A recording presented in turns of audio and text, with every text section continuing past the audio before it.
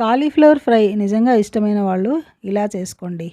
ఈ cauliflower fry curry chicken కూర కంటే చాలా బాగుంటుంది. ఈ సమ్మర్లో కాలీఫ్లవర్ ఫ్రై మసాలాలు వాడకుండా చక్కగా చికెన్ ఫ్రై కంటే టేస్టీగా ఎలా చేయాలో చూసేద్దాం. వెల్కమ్ బ్యాక్ టు హిందూ సెమిలియం రెసిపీస్. ముందుగా ఈ కాలీఫ్లవర్ని మంచి ఫ్రెష్ది తీసుకొని ఇలా కొంచెం ఊటిగా ఉన్నట్లుగా ఇలా సన్నగా కట్ చేసుకోవాలి. ఇలా చేయడం వల్ల కూర చేస్తున్నప్పుడు పేస్ట్లా అయిపోకుండా ఇలాగే చక్కగా ఫ్రై అవుతుంది. ఇప్పుడు స్టవ్ వెలిగించి ముందుగా నీళ్లు వేడి చేసుకోవాలి.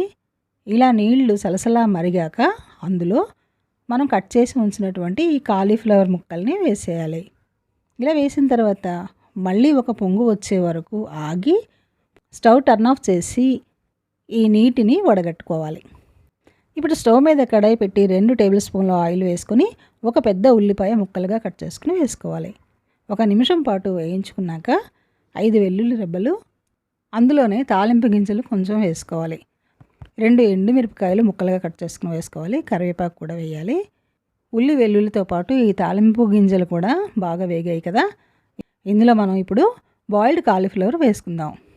ఇప్పుడు ఇందులో 1/2 స్పూన్ పసుపు, రుచికి సరిపడా సాల్ట్ వేసి కలిపి 3 నిమిషాలు మూత పెట్టి చిన్న మంటపై ఉడికించుకోవాలి.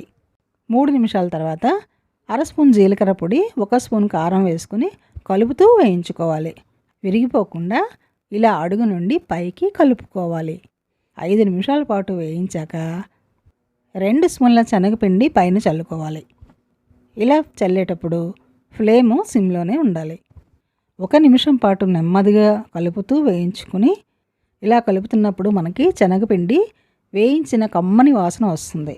ఈ టైంలో సన్నగా తరిగిన కొత్తిమీరను పైన స్ప్రింకిల్ చేసుకుని స్టవ్ ఆఫ్ చేసేయాలి. అంతేనండి, చాలా సింపుల్ కదా. తక్కువ నూనెతో మసాలాలు లేకుండా ఈ సమ్మర్లో ఇంత మంచి కాలీఫ్లవర్ ఫ్రై కర్రీని చూసేసాం కదా. ఎంతో టేస్టీగా ఉండి చికెన్ కర్రీ కూడా పనికిరాదు, అంత బాగుంటుంది. మీరు ఒకసారి ట్రై చేసి చూడండి. ఈ వీడియో నచ్చితే లైక్ చేయడం మర్చిపోవద్దు. మళ్ళీ కలుద్దాం నెక్స్ట్ వీడియోలో.